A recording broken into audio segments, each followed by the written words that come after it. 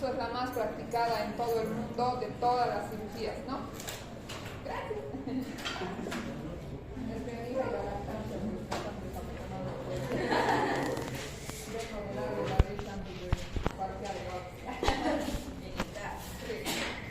Bien, entonces les decía que la cesárea es una de las cirugías más practicadas.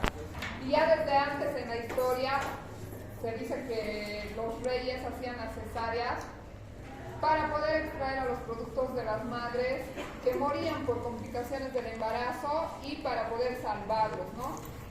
Generalmente la mamá estaba muerta, pero para salvar al bebé hacían un corte con un cuchillo no estéril y sacaban al bebé y la mamá obviamente no pasaba nada porque estaba ya sin vida. Viene de la palabra lex cesare, que significa cortar, ¿no? Y a lo largo de los años fueron desarrollándose nuevas técnicas, mejoraron las técnicas quirúrgicas, aparecieron los hilos, utilizaban los hilos de plata que tenían poca reacción alérgica. En 1906 ya empezaron a hacer las técnicas extraperitoneales y por último Monroquet, quien es el que ha descrito o es el que ha detallado la incisión transversal a nivel del segmento. Recuerden que el útero, ya les he mencionado igual en otras clases, es como una pera que tiene esta zona que se llama el istmo, que es la unión entre el cuerpo y el cuello. Entonces esta zona se llama segmento y al final del embarazo este segmento se va adelgazando para reducir el sangrado y que nosotros podamos hacer una cesárea sin que la paciente sangre mucho. Ya el hecho de hacer una cesárea se pierde aproximadamente entre 500 a 1000 ml. Imagínense si cortáramos en el grosor del fondo, que es así como de 2 a veces 3 centímetros, y este se adelgaza incluso hasta milímetros, o a veces solo queda cubierto por el peritoneo en los casos de cesárea previa, cuando se ha estirado tanto ese lugar, ¿no? Y eso es lo que se llama la ruptura uterina, que también vamos a ver más adelante en las clases de hemorragias de la segunda mitad. Entonces la incisión a nivel del segmento en la zona adelgazada es la cirugía descrita por Monroquet. Esa es la incisión segmentaria tipo Q. Así es que se llama esta incisión en el segmento uterino. Entonces la cesárea tiene un origen incierto. Antes los reyes practicaban, por eso es que algunos reyes se llaman también cesarios, ¿no? Cesario primero, no sé, cesario segundo. Y la mortalidad antes de la era de los antibióticos y de las técnicas y del material de sutura era casi cerca al 100%. Ya después, con el uso de los antibióticos, se ha ido convirtiendo en la cirugía más realizada. Entonces, la definición de la cesárea es la la intervención quirúrgica para la extracción del producto y los anexos de un producto vivo o un producto muerto. O sea, puede ser que hagamos también una cesárea de fetos muertos para poder extraerlos, haciendo otro corte a nivel del útero. Entonces, esa es la definición. Antes de hacer una cirugía, nosotros evaluamos varios aspectos para poder decidir si una paciente tiene que tener cesárea o puede ser una opción a parto, ¿no? Entonces, dentro de estos estudios prequirúrgicos están en el control prenatal todos los laboratorios, las ecografías que vamos haciendo, y ya conocemos además las indicaciones absolutas de cesárea, ¿no? Las indicaciones para saber si una paciente va a tener cesárea pueden ser absolutas y relativas. ¿Qué quiere decir absolutas? Que van a ser sí o sí cesáreas, ¿no? Absolutas. Que esto no sale por un parto normal. Y las relativas son aquellas que van a depender de cada paciente o de que nosotros elijamos adecuadamente si hacemos o no una cesárea, ¿no? Entonces, la cesárea siempre va a tener que ser individualizada. Vamos a ver a cada paciente como una paciente diferente. Vamos a hacer dentro de las preparaciones preoperatorias los laboratorios, tiempos de coagulación, el hemograma, saber si la paciente está con anemia y puede también complicarse porque va a generar un poquito más de lo normal. También es importante que que le orientemos acerca de la dieta. La dieta, lo ideal sería que la paciente embarazada no esté con un ayuno, pero se recomienda que por lo menos tenga unas 4 horas si es una cirugía programada. En caso de que va a ser una cirugía de emergencia, lógicamente no exigimos o no exigen los anestesiólogos que esté con una dieta o en ayuno. Se recomienda también que se ponga siempre una sonda vesical o una sonda Foley, por lo menos de alivio, porque creo que ya les mencioné antes que la vejiga está muy en relación con el útero por delante. Entonces, a medida que vamos haciendo más y más cesáreas o cirugías, a veces la vejiga suele irse adhiriendo a este segmento. Entonces, si nosotros haríamos una cesárea con una vejiga llena, tenemos el riesgo de cortar la vejiga y luego generar fístulas, que la paciente se complique. Entonces, es por eso que hay que poner una sonda Foley para que la vejiga esté colapsada y tengamos una mejor visión del segmento uterino. Y también recomendarle que la paciente se pueda bañar, aseos antes de venir a la cirugía, ¿no? Se puede utilizar antibióticos profilácticamente. Hay varios estudios que dicen que podemos poner una dosis única, algunos preferimos darles un esquema completo, es decir, endovenoso los primeros días que está en el hospital después de la cesárea y completar con vía oral. Pero no existe una gran diferencia entre que si le damos una sola o le damos múltiples dosis de antibióticos. También es importante que nosotros conozcamos el material de sutura que se va a utilizar, ¿no? Como obstetras utilizamos, y ustedes seguramente alguna vez les va a tocar instrumentar en una cesárea por lo menos, si no son obstetras, utilizamos los catgut simple, catgut cromado, vitril. Utilizamos también algunas veces seda, utilizamos mononylon para la piel y depende también mucho del gusto, ¿no?, de los cirujanos.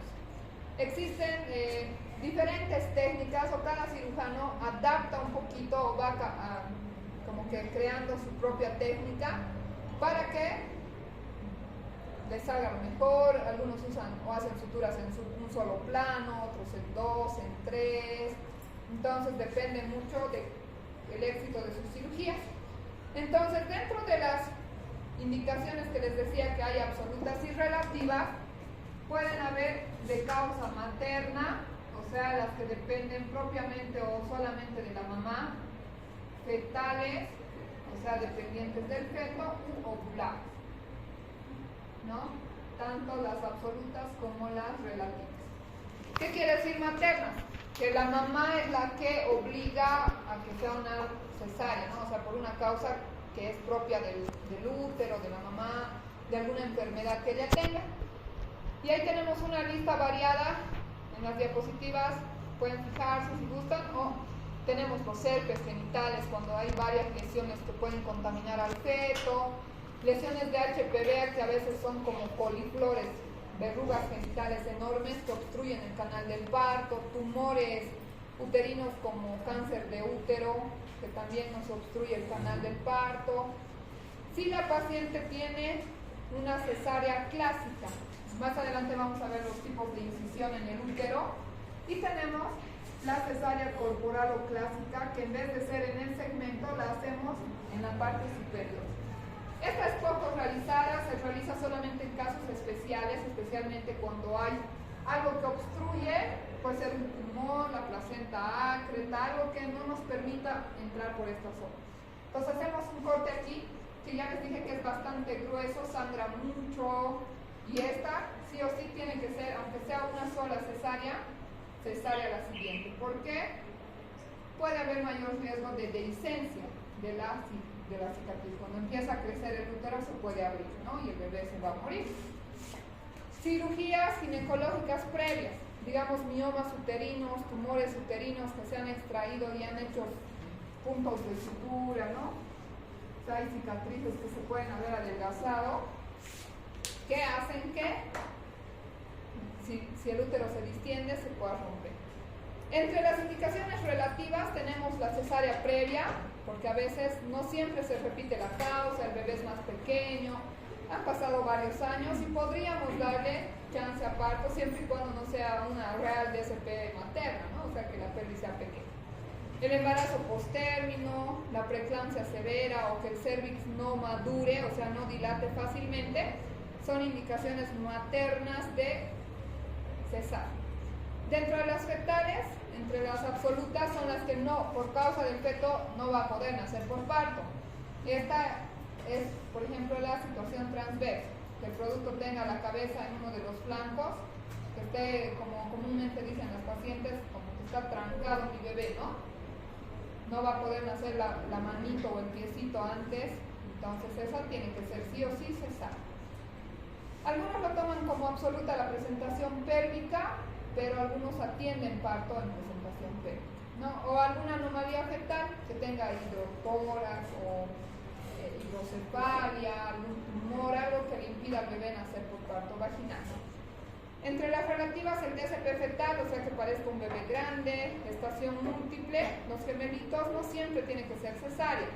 Si los dos son cefálicos pequeños y son con 2 placentas y 2 bolsitas, se puede atender un parto normal. Igual vamos a ver en la clase de embarazo múltiple. Y la restricción de crecimiento, que es también otra patología que vamos a ver más adelante, que es cuando el bebé reduce su capacidad de crecimiento, ¿no? Entre las ovulares son las que dependen de la placenta y las membranas corioamnióticas. Las absolutas van a ser la placenta previa oclusiva total. Si la placenta está aquí abajo, tapando todo el orificio y el bebé está aquí arriba, entonces es imposible que primero nazca la placenta, ¿no? Antes del bebé, porque de eso depende la vida del bebé. Entonces esa tiene que ser sí o sí cesárea. Prolapso de cordón, cuando hay una ruptura de membranas y el cordón se nos sale por vía vaginal, tiene que ser cesárea. DPPNI en casos severos y graves con alteraciones de la frecuencia cardíaca, o sea, con un sufrimiento, tienen que ser cesárea. Y entre las relativas, las placentas de inserción baja, las rupturas prematuras de membrana, cuando no hay una buena dilatación del cuello. Pues vean ustedes, si me están siguiendo en las diapositivas, tienen una lista bastante amplia de causas, tanto maternas, fetales y ovulares, de cesárea. Bien, vamos a entrar ahora a lo que quizás es lo más bonito, o para que aprendan a hacer una cesárea y saliendo de aquí vayan a operar. La técnica quirúrgica. Primero tenemos que recordar, chicos, que el abdomen tiene varias capas, ¿no? Si se acuerdan de anatomía, desde la piel, ahí hay una imagen, ¿no? La piel es la capa más externa. Por debajo de la piel tenemos la grasa, o el tejido celular subcutáneo. Por debajo de este tenemos aponeurosis, ¿no? Que es el tejido más grueso que evita que, bueno, en realidad creo que es el más importante porque nos mantiene el abdomen plano.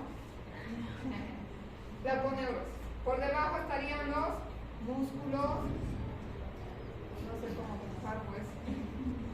Y por debajo de esto está el peritoneo, ¿no?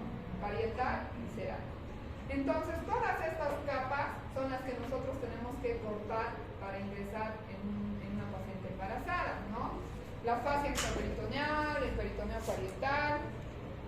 Y es importante recordar que en estas capas hay bastantes vasos sanguíneos que vienen de las epigástricas, las hipogástricas, las circunflejas.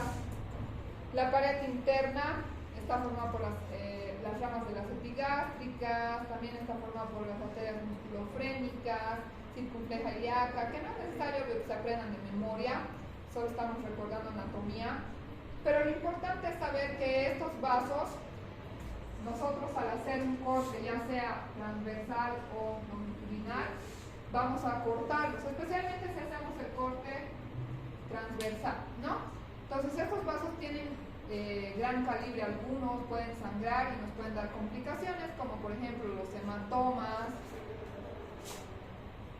que pierda bastante sangre. Entonces son varios los vasos sanguíneos que irrigan esta zona. Ya entrando en la técnica, vamos a enumerar los pasos de una cesárea.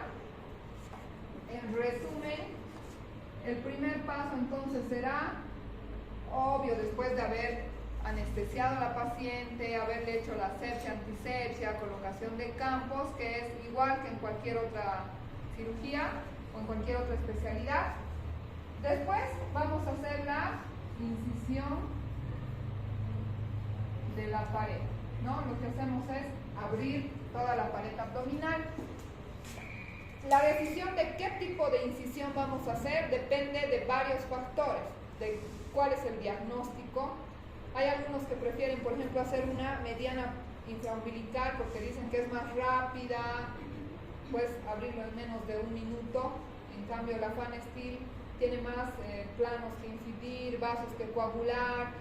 También depende un poco de la técnica quirúrgica de cada cirujano, ¿no? Así que podemos hacer las dos muy rápidamente si hay una buena experiencia o una buena técnica.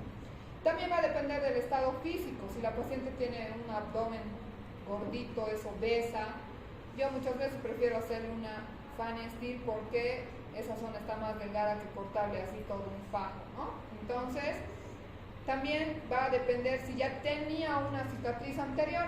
Si ya tiene una cicatriz mediana, ¿para qué le hacemos una Fan Steel? O al contrario, ¿no?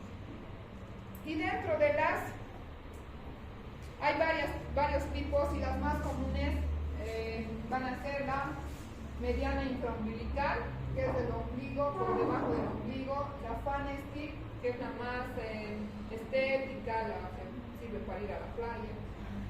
Más arriba había una que es más rectita, que se llama Joel Coin, que casi no hacemos. Las de Mylar, que son mucho más arriba. La paramediana, que también esa solamente se haría si es que hay un obstáculo, ¿no? En la zona media, no sé, un tumor, una herida, algo que no nos permita hacer un corte. La mediana infraumbilical es más rápida, con menos riesgo de sangrado y de licencia. Está en la línea media, como equidistante a ambos flancos, ¿no? La apertura va a ser sencilla. El cierre puede ser en un solo plano, puede ser en varios planos, y vamos a utilizar material reabsorbible adentro y no reabsorbible en la parte de la piel. Entonces el peritoneo podemos cerrarlo con puntos continuos. Generalmente utilizamos el catgut simple o el catgut cromado. El plano muscular lo vamos a cerrar también con los mismos hilos. La fascia, que es la que más tenemos que cuidar de hacer una buena sutura, porque es la que nos retiene toda la fuerza, la presión intraabdominal, se la hace con Vicryl. El subcutáneo, hay algunos que lo afrontan y otros que no, podemos hacerlo también con catgut simple. Y la piel podemos hacerlo con puntos intradérmicos, colchoneros, Donati, ¿no? Con material no reabsorbible. La paramediana, como les decía, no es estética porque está más a un ladito, solo se hace cuando tenemos algo que obstruya el acceso. La transversa de Fan Steel, que es la más estética, más o menos se hace entre 10 a 12 centímetros, lo necesario para que una cabecita pueda salir por esa incisión, ¿no? Se hace a unos 2 o 3 centímetros por encima de la sínfisis del pubis y también hay que abrirlo por planos. En eso hay que tener un poco más de cuidado en la hemostasia, ¿no? Entonces, igual abrimos la piel, el tejido subcutáneo, los músculos, la fascia o aponeurosis, el peritoneo, y el cierre también lo podemos hacer de esa manera, pero siempre teniendo mucho más cuidado de la hemostasia en estos casos. Las de Joel Coin, como les decía, es un poquito más recta y más superior, y se puede decidir la que uno quiera, ¿no? Dependiendo también la hora, el gusto, no sé, el humor. En la privada, por lo general, hacemos la Fan Steel, ¿no? El siguiente paso, una vez que ya hemos abierto la pared, lo que vamos a encontrar en la cavidad abdominal va a ser el útero. Vamos a entrar más o menos a este nivel, ¿no? Entonces encontramos el segmento, y a nivel del segmento o a nivel corporal vamos a hacer la histerotomía. Histero es útero, ¿no? Tomía, ¿qué significa? ¿Ah? Corte, ¿no? O sea, exposición o corte. En esta histerotomía hay diferentes también variedades. La más común, la segmentaria tipo Q. También podemos ir ampliando, ¿no? Si es que no sale por la segmentaria hacia uno de los lados o hacia el otro lado. La corporal, también a veces hemos hecho cirugías por pared posterior corporal o segmentaria corporal. Entonces puede ser longitudinal, transversa. La incisión clásica o corporal es la que menos frecuente. Como les dije, solamente si hay algo que obstruye la zona del segmento lo realizamos. También podemos ampliar un poquito, o a veces cuando hemos hecho una segmentaria y el bebé es pélvico y se nos ha trancado, porque una vez que se sale el líquido amniótico, el útero se contrae automáticamente. Entonces muchas veces hemos tenido que ampliar en forma de T para que el bebito no sufra o se cause una fractura, ¿no? Que pocas veces pasa. Una vez que hemos hecho la incisión, a veces bajando la vejiga, muchas veces cortamos primero el peritoneo y descendemos la vejiga para poder exponer mejor el segmento y no dañar la vejiga. Una vez que hayamos hecho el corte, hacemos un pequeño cortecito con el bisturí, viendo de no cortar al bebé, porque se va viendo, ¿no? Hasta dónde estamos entrando. Llegamos a ver las membranas, paramos y podemos introducir el dedo. Hay algunos que divulsionan, o sea, estiran el segmento, o hay otros que cortamos, ¿no? Para evitar que se desgarre. Vas eligiendo con el paso del tiempo cuál es la técnica que más te gusta. Una vez que hayamos abierto el útero, ¿cuál sería el siguiente paso? Extraer el producto, ¿no? Sale el líquido, rompemos la membranita, sale el líquido. Lo que hacemos es introducir la mano. El cirujano introduce la mano para poder orientar al bebé, ¿no? O sea, en sus parietales. Lo agarramos y el ayudante empuja, como empujando la parte del fondo. Sacamos la cabecita y ya los hombritos es mucho más sencillo, ¿no? Entonces el siguiente paso había sido la extracción fetal.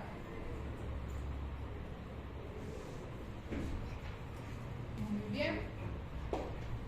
Agarramos de los parietales, igual que en el parto normal, al descender de un lado a otro lado, sacamos el cuerpo del bebé por deslizamiento. En casos en los que fuera un producto en presentación pélvica, es diferente la extracción porque hacemos maniobras, ¿no? Jalamos como que de esta parte la agarramos porque los piecitos están doblados.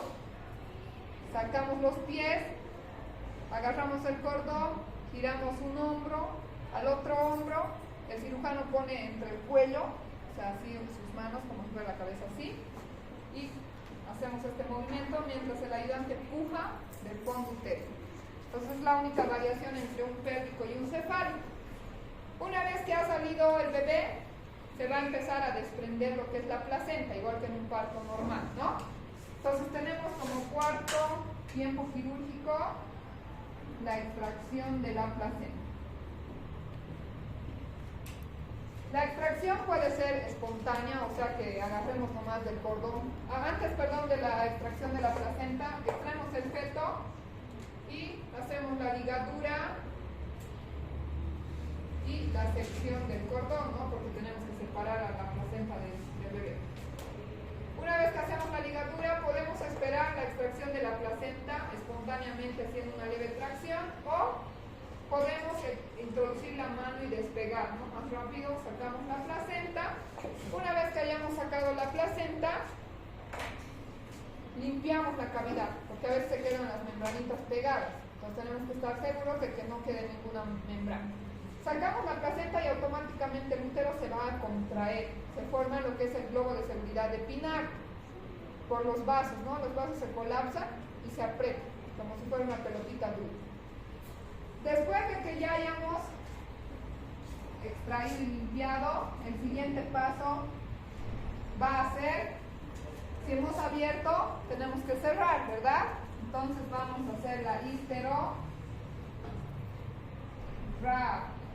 que es cierre o sutura, ¿no? Entonces empezamos a suturar el útero en el lugar donde habíamos cortado. Lo podemos hacer en un plano, en dos planos, en tres planos, poner puntos nuevamente donde estén sangrando, ¿vale? existen varios estudios. En algunos prefieren extraer, o sea, sacar a través de la incisión de la piel el útero para poderlo ver bien y suturar. Y algunos prefieren suturarlo ahí dentro. Los mexicanos especialmente no sacan el útero porque dicen que se contamina más riesgo, no sé. Pero por lo menos nosotros sacamos para poder ver bien, ¿no? Dónde estamos poniendo el punto, si hay sangrado o no hay sangrado. En algunos casos en los que la paciente requiere salpingoclasia, que es la ligadura de las trompas, podemos hacerlo en este momento, ¿no? Después de que hayamos cerrado el útero, están aquí las trompas, entonces podemos cortar, ligar y listo, se acabó, ya no hay más. Introducimos el útero si lo hemos sacado y el siguiente paso va a ser limpiar las correderas, ¿no? Limpiamos toda la sangre que se ha ido hacia los lados, introducimos compresas estériles y por último cierre de pared. Volvemos a la anatomía normal, lo vamos a volver a suturar. Entonces chicos, les había dicho que hay variaciones en cuanto a la técnica, pero los pasos principales o básicos son estos, ¿no? Abrir y cerrar todo lo que hemos abierto después de haber extraído al bebé, que es el objetivo principal de la cesárea. Ahora, las otras técnicas que existen son, por ejemplo, la de Pelosi, la de Midaj-Ladar, son técnicas alternativas que uno va modificando. Por ejemplo, la de Pelosi lo que hace es cerrar todo en un plano, tanto el útero como la pared lo cierra en un plano. Hace las difusiones casi todo con la mano, no usa mucho material quirúrgico, y lo describió Pelosi, ¿no? Hace años. Y la de Midaj-Ladar igual, hace los cierres en bloque, no baja la vejiga, la histerografia también lo hace en un plano y usa a veces, muchas veces, puntos de como grapas, ¿no? Entonces, si van viendo, hay unas imágenes que están en las diapositivas de todos los pasos, como en fotitos, que igual es lo mismo que les he explicado, ¿no? La incisión de la pared, luego ahí ven subcutáneo, identifican la poneurosis, se la abre, los músculos, llegamos al peritoneo, abrimos el peritoneo, cortamos a nivel del útero la histerotomía, lo difusionamos, extracción del producto y cierre de todas las capas que hemos abierto. La de Joint Coin igual lo que hace es cortar los músculos transversos como a la mitad para poder ampliar un poquito más la pared.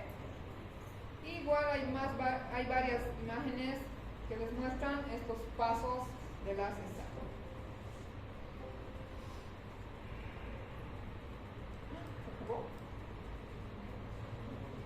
Bien, entonces, y dentro de estas cirugías, las principales complicaciones que vamos a tener o que podríamos tener pueden ser infecciosas, ¿no?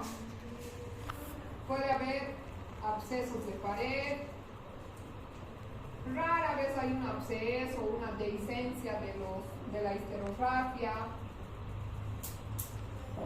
o una dehiscencia de la pared abdominal con eventración, ¿no? Que no hayamos hecho una buena sutura. También puede haber hematomas, especialmente si no hacemos una buena hemostasia de los vasos. Hemorrágicas también, la tonía uterina, que eso ya vamos a ver que son parte más que todo del puerperio. Entonces, chicos, ¿tienen alguna duda, alguna pregunta respecto de este tema? Nada. Que no es de la especialidad, pero bueno.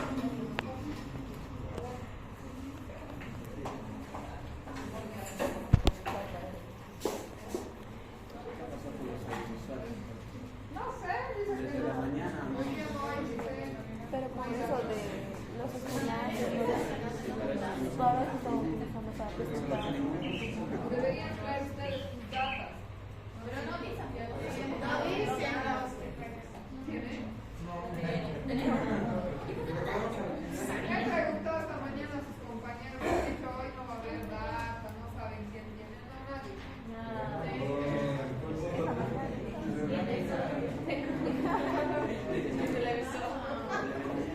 Ya. Entonces ahora sí un poquito me van a seguir con las imágenes porque va a ser más difícil dibujar. La analgesia y la anestesia en obstetricia es un tema que nosotros tenemos que conocer, por lo menos lo básico, para saber cómo es que hacemos un procedimiento, ¿no? Algunos sí necesitan una anestesia porque imagínense cortar a la paciente sin que esté sin sensibilidad.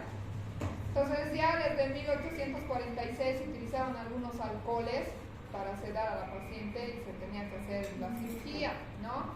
Para evitar que haya dolor. Saben que viene de sin anestesia, sensación, o sea, la paciente no tiene que sentir dolor en esta zona donde vayamos a realizar el procedimiento. Y la analgesia es la ausencia de sensación del dolor, pero sí logra sentir si usted le toca, ¿no? Si se siente. Solamente que no existe sensación de dolor. El dolor durante el parto puede ser variado. Hay mujeres que sienten demasiado dolor y otras que no sienten nada de dolor, entonces depende mucho del umbral del dolor, ¿no? Cada paciente es diferente, hay algunas que es insoportable, en un 20% es irresistible, no les toleran por nada. Imagínense si el tacto no les están tolerando, que salga una cabecita de 10 centímetros por allá. El 30% puede ser muy severo, 35% moderado y en 15%, pero de todos modos da una sensación desagradable. ¿A quién le gusta sentir dolor? A nadie, ¿no? Entonces, ¿a él le gusta? Entonces es importante que tal vez le demos a la paciente el confort de no sentir el dolor. Se han igual a lo largo de la historia utilizando varias sustancias para tratar de que no se sienta, modificar sus efectos secundarios y demás, haciendo que la mujer pueda tener un parto o una cesárea sin dolor, ¿no? Usaron cloroformo, usaron alcohol éter, luego ya también la psicoprofilaxis, ¿no? Psicológicamente tratando de hipnotizar a la paciente para que no le duela. Se usó el pentotal y por último la anestesia epidural, que es como algo mágico que ahora las pacientes piden, ¿no? Dicen, quiero la epidural para que no me duela y tener un parto normal. Existen varios mecanismos por los que el trabajo de parto genera un dolor, ¿no? El dolor visceral causado por las mismas contracciones y la irritación del útero hace que esta fuerza y la presión con la que el músculo se contrae, ya les he dicho a los que nunca van a poder tener un útero o a las que sí, pero todavía no lo han usado para tener bebés. Si se les contrae un músculo, ¿han sentido alguna vez una contracción o un calambre? Pues es como que el útero o el músculo se contrae, es igual el útero que genera esa reacción de dolor. Y a nivel del abdomen genera esa presión genera un dolor somático, es decir, un dolor corporal que se expresa hacia la piel y demás, ¿no? Tanto la dilatación del cérvix, el borramiento en el segmento uterino, la distensión del cuerpo uterino cuando hay una contracción, la distensión de los órganos pélvicos, la modificación de la anatomía, ¿no? Está todo presionado, la presión de la contracción, imagínense, y jalan al peritoneo. Entonces ya su terapia anticonceptiva de tu compañero, nunca voy a tener un hijo. Ay, qué dolor. Hacen que el dolor sea intenso, ¿no? Entonces depende también mucho del periodo en el trabajo de parto en el que estemos. En el primer periodo, cuando empieza la dilatación y el borramiento, es la fase inicial del trabajo de parto, el dolor no es tan intenso. ¿Conocen los dermatomas? Ya debió llevar en la anatomía, ¿no? T12, lumbar, sacra. Entonces va migrando el dolor o va aumentando y se va dirigiendo hacia la zona inferior, genitales y extremidades. Al inicio está principalmente T11, T12, en la fase tardía ya va a ir a lumbar 1, lumbosacra. En el segundo periodo de parto, que es el más doloroso, que es el expulsivo, va hacia T11, T12, lumbares y va hacia las piernas, ¿no? El dolor. Y en el tercer periodo, lo mismo que en el segundo periodo, pero ya es mucho menos el dolor porque el bebé ya salió, ¿no? Solamente que igual va a haber contracciones para que salga la placenta. Entonces las vías del dolor se van migrando desde torácico hasta sacro y pélvico. va a ir variando, ¿no? Y la intensidad también se va haciendo cada vez más intensa en el periodo en el que se encuentre. Al inicio es leve, a nivel de la espalda, tórax, lumbar, después ya se va hacia los genitales, piernas, muslos, glúteos. ¿Y por qué será importante que nosotros calmemos el dolor? No solamente para que la mujer no nos arañe, ni nos grite, ni nos haga de todo, ni nos muerda en el trabajo del parto, sino que también es importante calmar el dolor, porque el dolor que genera la contracción y la misma presión que existe en el útero hace que haya una hipoxia y una acidosis fetal. O sea, el fetito tiene menos cantidad de sangre en su cerebro y genera un estrés para el bebé, ¿no? Una acidosis cerebral que hace que aumente, por ejemplo, el gasto cardíaco. El corazoncito del bebé empieza a latir más para poder enviar la sangre hacia los órganos diana, como en una persona que está sufriendo un estrés, por ejemplo, una hemorragia. Lo que hace el cuerpo es enviar más sangre al cerebro, riñones, suprarrenales, ¿no? Para que no tengamos tanto daño. De igual manera, el corazón del bebé empieza a bombear mucho más rápido, por eso es que hay taquicardia para poder enviar y salvar estos órganos, ¿no? Eso hace que aumenten el metabolismo de los hidratos de carbono en el bebé, generando una acidosis láctica, una acidosis fetal. Y por último, también el dolor genera una ventilación. ¿Han visto a las mujeres en parto o no les han visto todavía en parto? Empiezan, ¿no?, a hiperventilar con el dolor, lo que hace que genere una alcalosis respiratoria. Eso hace que tengan calambres, que les duela más, entonces es bien complicado.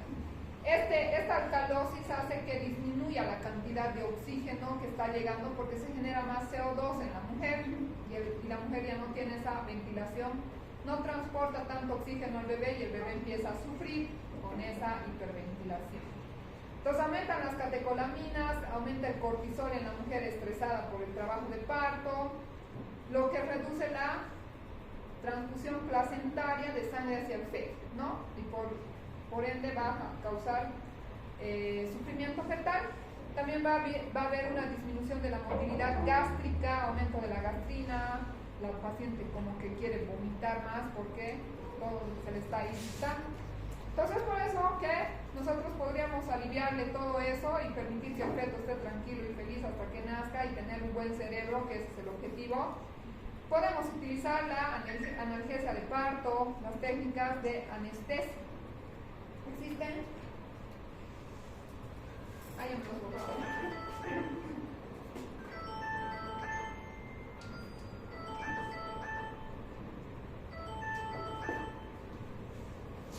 Existen dos tipos de anestesia. La general, la nerviosa también ustedes escuchan, ¿no? Y la regional. La anestesia general en obstetricia pocas veces se utiliza y se usa especialmente en los casos en los que la paciente está bien complicada. Por ejemplo, ha tenido convulsiones, está choqueada, no nos va a colaborar para la anestesia en la espaldita, entonces en ese caso sí se utiliza la anestesia general. La anestesia regional tiene varias técnicas, ¿no? Tenemos estas son las que más se utilizan. El bloqueo pudendo a nivel de los nervios pudendos, ¿no? Igual poco se usa, pero antes sí se utilizaba con más frecuencia. Tenemos el bloqueo paracervical. Como su nombre dice, paracervical quiere decir a los lados del cervix, ¿no? También tenemos el bloqueo raquídeo.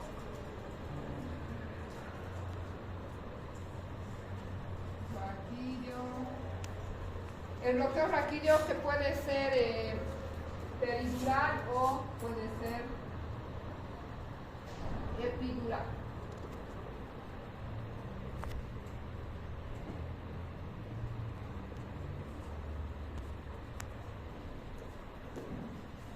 O puede ser también mixto, ¿no?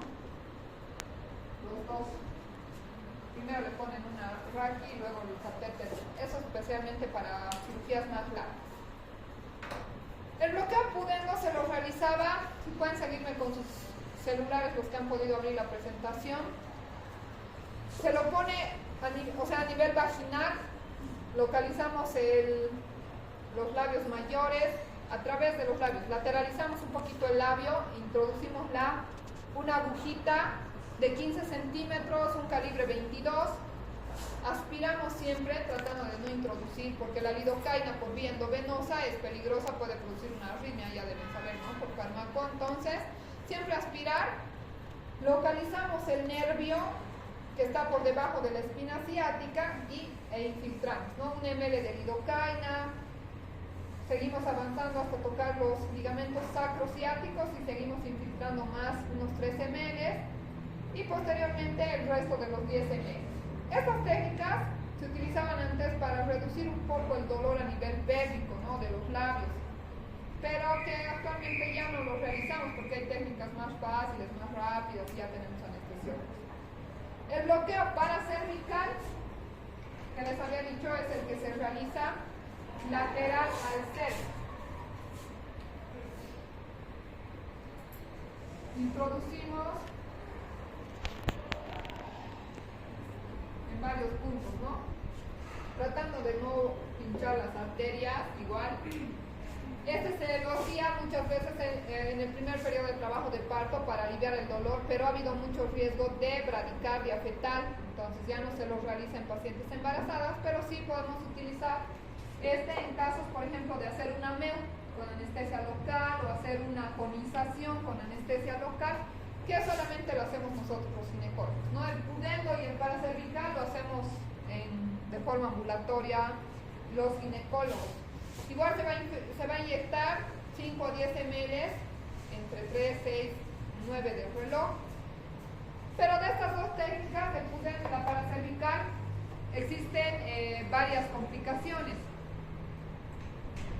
Tengo que bajar a tiquear para cambiar esto. Entonces, entre las dos existen complicaciones. Si nosotros introducimos en la vena, puede haber una toxicidad sistémica grave, podemos formar hematomas, ¿no? Si hemos picado un vasito de casualidad, podemos hacer que haya un hematoma en la zona genital. Raras veces infectamos. Igual la vagina no es una zona estéril, entonces también se podría introducir, ¿no? Un proceso infeccioso. Les decía que el bloqueo paracervical a veces causaba bradicardias fetales y está contraindicada si el fetito está con un sufrimiento.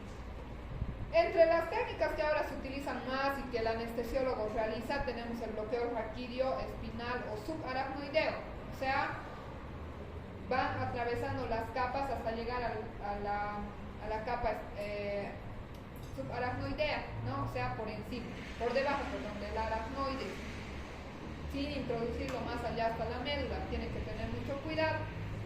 Los que vayan a ser anestesiólogos van a poder sentir, ¿no?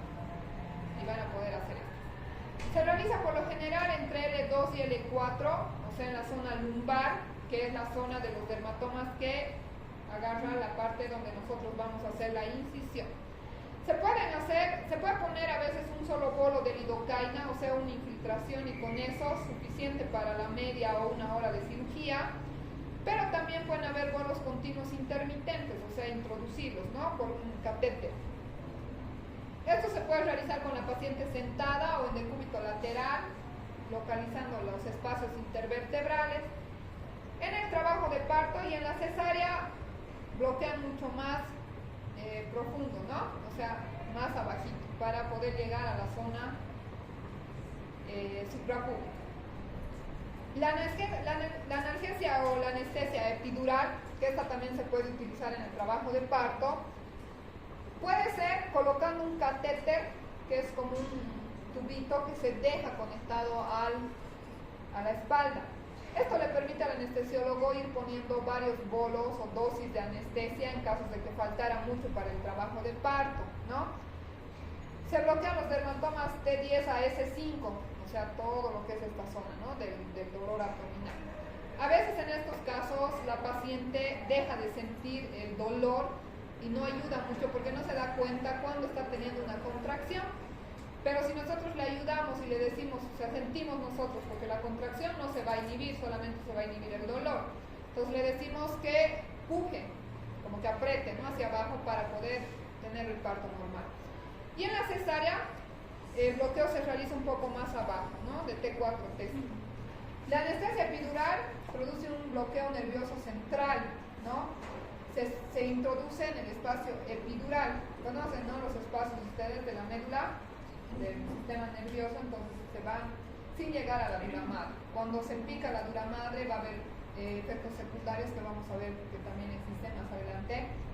Esto inhibe la conducción nerviosa porque hay bloqueo de los canales de sodio, impide la propagación de los impulsos nerviosos a esta zona y a dosis bajas preserva la función motora, ¿no? O sea, en un trabajo de parto ponen menos dosis, puede mover la paciente sus piernas, pero en dosis para la cesárea produce un bloqueo sensorial y motor, o sea, ya no pueden mover sus pies.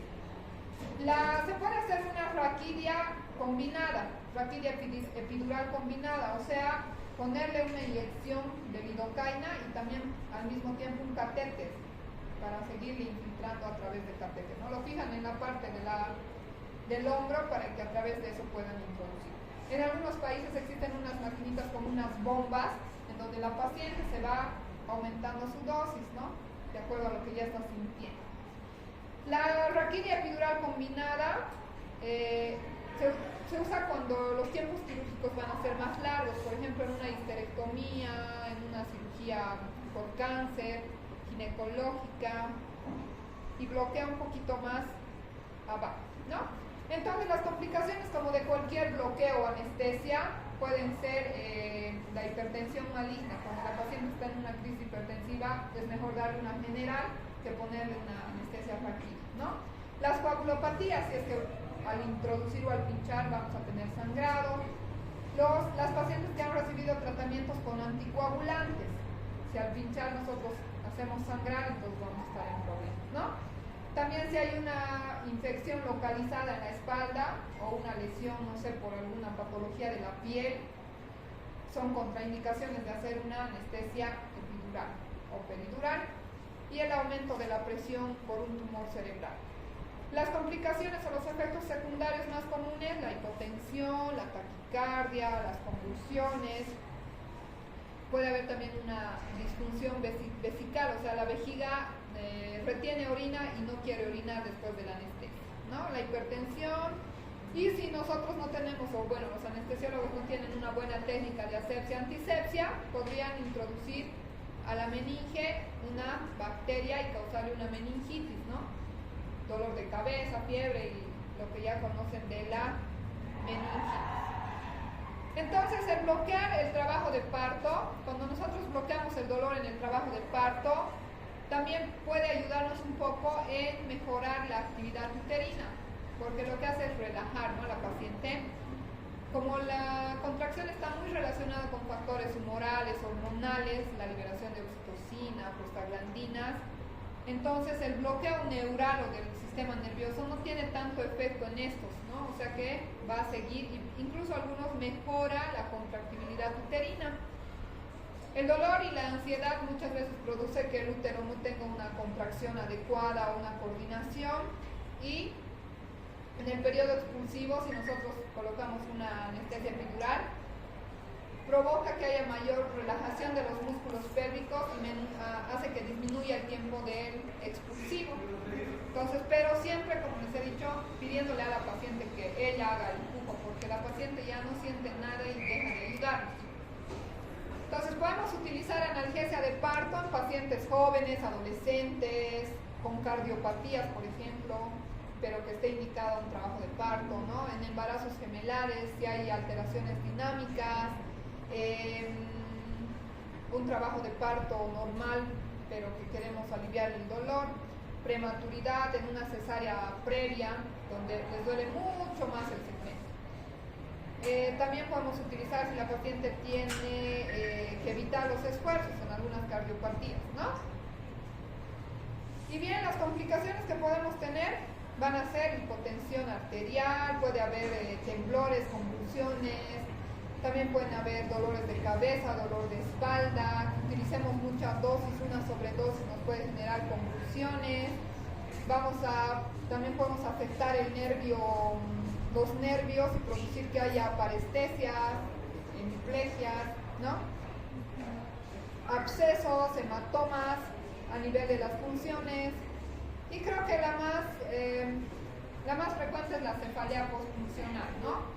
Y también se puede producir una parada cardiorrespiratoria, puede ser por sobredosis o por mal manejo químico. Bien, entonces chicas, ese es el tema de la anestesia y analgesia. No sé si tienen alguna duda.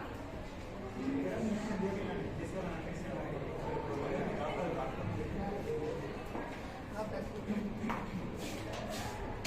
¿Qué me has dicho? Que la anestesia y la analgesia pueden prolongar el trabajo de parto. No se prolonguen, sino que la paciente deja de sentir el dolor y se echa, pues, ¿no? Esperando a ver cuándo se sale. Ya no te ayuda. Cuando ya sienta que está saliendo, o sea, si tú no le dices que empuje, la paciente va a estar sin dolor, pero ahí no. Obviamente el trabajo de parto fisiológico por sí solo produce, ¿no? Que descienda y que empuje, pero podemos acortar usando oxitocina, pidiéndole que empuje, a veces le empujamos un poquito, que no deberíamos hacer, pero no se prolongue en el tiempo, sino que la paciente se relaja tanto que ya no te ayuda, pues te hace esperar más, ¿no? ¿Alguna pregunta más, chicos? ¿Duda? ¿Nada? Un problema con el tema de la función, porque bueno, he escuchado que quedan con secuelas de dolor de espalda. Eso es como un mito, ¿no? Una leyenda de que todas las que les ha puesto anestesia a las cesáreas dicen, no, ahora me duele mi espalda.